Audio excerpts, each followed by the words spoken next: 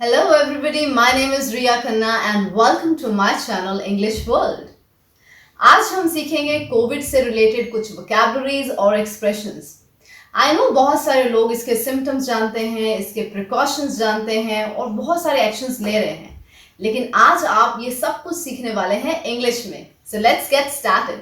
So the first word which you can note down that is virus. Covid एक तरह का virus है, जैसे मलेरिया है, डेंगी है। Yes, it's the pronunciation is dinghy. Hindi में आप डेंगू बोलते हैं, लेकिन इंग्लिश में इसका प्रोनाउंसिएशन है डेंगी। तो एक बुखार का नाम है कोविड। ये वायरस शुरू हुआ चाइना में। उसके बाद जब ये लार्जर कम्युनिटी में पहुंचा तो इसको कहा जाता है, कोई भी वायरस अगर लार्जर कम्युनिटी में पहुंचता है तो उसको हम एपिडेमिक बोलते हैं। एपिडेमिक यानी कि महामारी। चाइना से शुरू हुआ, लार्जर कम्युनिटी में पहुंचा तो इसको हमने बोला एपिडेमिक। उसके बाद कोई भी वायरस जब ग्लोबल लेवल तक पहुंच जाता है तो इसको डिक्लेयर कर दिया जाता है पैंडेमिक। एक ऐसा वायरस जो ग्लोबल लेवल पे पहुंच गया, pandemic. So virus, epidemic and pandemic.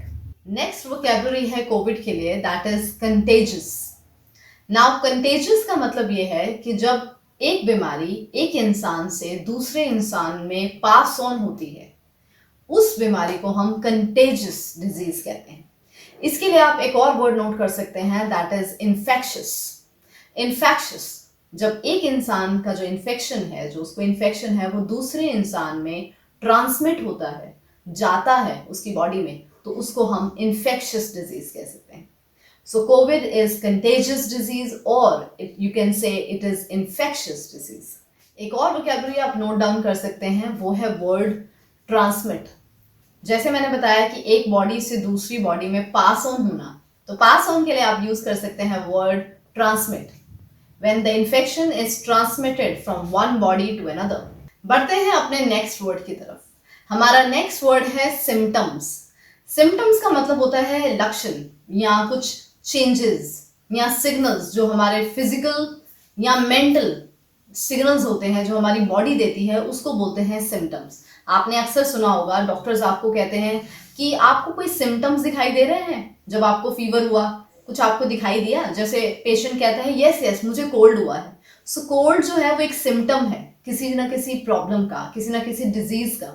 So symptom means लक्षण जो आपकी बॉडी दिखाती है किसी ना किसी डिजीज में। इससे एक मिलता जुलता एक और वर्ड है असिम्टोमैटिक या सिम्टोमैटिक। सिम्टोमैटिक वो पेशेंट्स होते हैं जिनको सिम्टम्स दिखाई देते हैं, उनको सिम्टम्स नजर आते हैं। असिम्टोमैटिक वो पेशेंट्स होते हैं जिनको किसी भी डिजीज में कोई सिम्टम्स जो है वो सिग्नल नहीं दे रहे, कोई सिग्नल्स नहीं दिखाते या सिम्टम्स उनको नजर नहीं आते। Symptomatic patients and asymptomatic patients. Next है परसिस्टेंट कफ।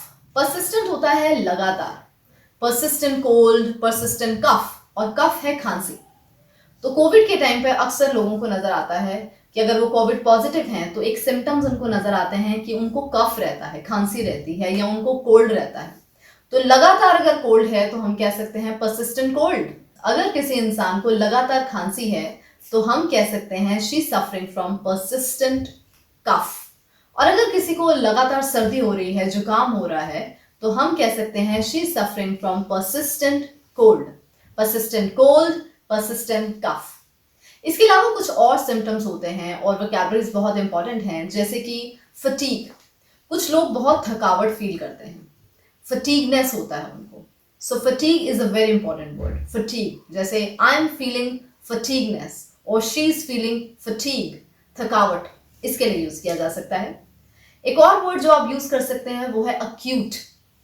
जैसे अगर आप कहें कि मेरे को जो है या मेरी फ्रेंड है या उसको दर्द हो रही है and this is acute pain. Acute pain का मतलब है अचानक से सिवियर हो जाना। नाउ टू वर्ड्स मैंने जो है अभी बोले हैं, इसको आप गौर करिए। वन इज एक्यूट, अचानक से किसी चीज का बढ़ जाना, और second is severe. Severe is बहुत ज्यादा, जैसे सिवियर पेन, और you can say acute pain. So these are the words related to any disease. एक और सिम्टम जो है बहुत कॉमन है कोविड के केस में, दैट इज रेस्पिरेटरी प्रॉब्लम। ये एक ऐसा सिम्टम है जिसमें आपको लगता है कि हमें सांस लेने में दिक्कत आ रही है, रेस्पिरेशन में दिक्कत आ रही है, ब्रीदिंग में दिक्कत आ रही है। So this is also a very common vocabulary related to COVID. तो रेस्पिरेटरी प्रॉब्लम्स में अक्सर लोगों ने ये पाया है कि उनके जो लंग्स हैं, उनके फेफड़े जो हैं, ऐसा लगता है कि वो श्रिंक हो रहे हैं. So you can use shrinking of lungs, फेफड़ों का सिकुड़ना, shrinking of lungs. So these are the common symptoms which you can be aware of. अब हम सीखने जा रहे हैं कि लोग किस तरह की प्रिकॉशंस लेते हैं, क्या प्रिवेंटिव मेजर्स लेते हैं, क्या रेमेडीज यूज करते हैं कोविड के टाइम पर या इस सिचुएशन में. तो पहले तो मैंने जो 3 वर्ड्स बोले हैं इनको आप दोबारा सुनिए. The first is precautions. Precautions मतलब लोग क्या सावधानियां, क्या किस चीज में सावधान हो जाते हैं, that are precautions. The next is preventive measures. क्या तरीके वो यूज करते हैं जिससे वो अपने आप को बचा सकें, that is called preventive measures. और नेक्स्ट मैंने यूज किया है रेमेडीज. रेमेडीज मतलब किस तरह के इलाज, किस तरह की चीजों को वो यूज करते हैं. सो इस पैंडेमिक में सबसे इम्पॉर्टेंट, सबसे जरूरी प्रिकॉशन जो ली जा रही है, जो गवर्नमेंट के द्वारा है, वो है क्वारंटीन. सो क्वारंटीन का मतलब है एक स्पेसिफिक टाइम के लिए जब एक इंसान कोविड पॉजिटिव है उसको हेल्दी पॉपुलेशन से अलग रखा जाता है. तो उस स्पेसिफिक टाइम को हम क्वारंटीन कहते हैं. It's a noun. So government जो है मैंडेटरी क्वारंटीन्स करती है. मैंडेटरी मतलब फोर्सफुली, ये जरूरी है, इसको अवॉइड नहीं किया जा सकता, तो गवर्नमेंट करती है क्वारंटीन. सो इसका सेंटेंस इस तरह से बनाया जा सकता है, द गवर्नमेंट अनाउंसेस क्वारंटीन, और यू कैन से गवर्नमेंट अनाउंसेस मैंडेटरी क्वारंटीन. लोग जो हैं अपने आप को बचाने के लिए सेल्फ आइसोलेट करते हैं. वो अपने आप को आइसोलेट मतलब दूसरों से अलग रखना, वो अपने आप को दूसरों से मतलब हेल्दी पॉपुलेशन से अलग रखते हैं, अपने आप को आइसोलेट करते हैं, खास करके जब उनको ऐसे कोई सिम्टम्स नजर आते हैं. आइसोलेशन भी वर्ड एक आप यूज कर सकते हैं, दैट मीन्स अपने आप को दूसरों से अलग रखना, आइसोलेट करके रखना. इसके अलावा लोग करते हैं अवॉइड. अब लोग किन चीजों को अवॉइड करते हैं? वो अवॉइड करते हैं लार्ज गैदरिंग्स, दूसरों से मिलना, बहुत बड़ी भीड़ में जाना लोग अवॉइड करते हैं. So this word you can use avoid. साथ साथ कुछ और चीजें भी जो है वो की जाती हैं इस सिचुएशन में, जैसे लोग करते हैं स्टॉक पाइलिंग. स्टॉक पाइलिंग का मतलब है लोग घर पे जो है स्टॉक करते हैं, कुछ चीजों को स्टोर करके रखते हैं ताकि इमरजेंसी में वो उनको यूज कर सके. So it's a very good word and very common, stock piling. कुछ और एक्शंस हैं जो लोग करते हैं अपने आप को बचाव करने के लिए, अपने आप को बचाने के लिए, जैसे दे स्टार्ट वेयरिंग मास्क. इसके अलावा लोग करते हैं परहेज. नाउ परहेज की इंग्लिश होती है एब्सटेन फ्रॉम. एब्सटेन फ्रॉम, और वो परहेज करते हैं ठंडी चीजों से, जिसके लिए आप वर्ड यूज कर सकते हैं कोल्ड बेवरेजेस. तो सेंटेंस इस तरह से बन सकता है, दे एब्सटेन फ्रॉम कोल्ड बेवरेजेस. लोग ठंडी चीजों से परहेज करते हैं. And they avoid touching their nose, their hands, their fingers. तो वो अपने नोज, अपनी आंखों को, अपने हाथों को टच करना अवॉइड करते हैं, खास करके पैंडेमिक्स की सिचुएशन में. तो बहुत सिवियर कंडीशन में जब हालत बहुत खराब होती है, सिवियर होती है, क्रॉनिकल होती है, तो उस केस में पेशेंट्स को हॉस्पिटलाइज करवाया जाता है. नाउ हॉस्पिटलाइज मीन्स किसी को हॉस्पिटल में रखना या हॉस्पिटल में दाखिल करवाना, दैट इज कॉल्ड हॉस्पिटलाइजेशन. तो ये वर्ड भी आप यूज कर सकते हैं. अब ऐसे सिचुएशंस में बहुत ज्यादा लोग जो हैं वो ल्यूक वार्म वाटर लेते हैं. So lukewarm water means neither too hot no too cold. इसका मतलब गुनगुना पानी. लोग गुनगुना पानी लेते हैं, they take lukewarm water.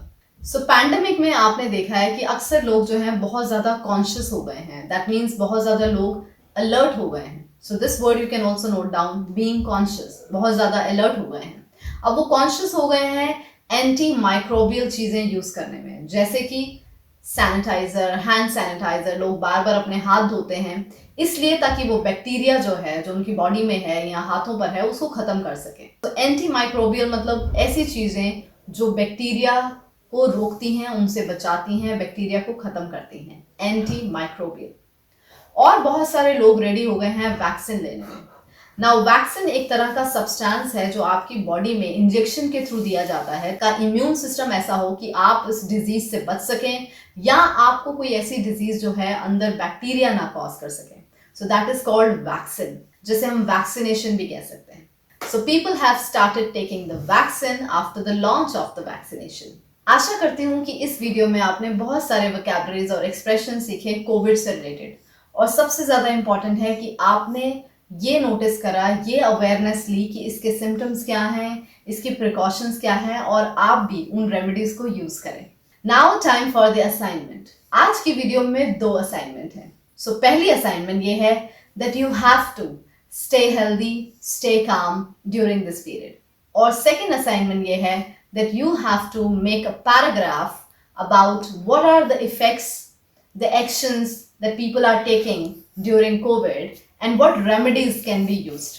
So make a paragraph, write it down in the comment box and send it to me so that I can evaluate your English.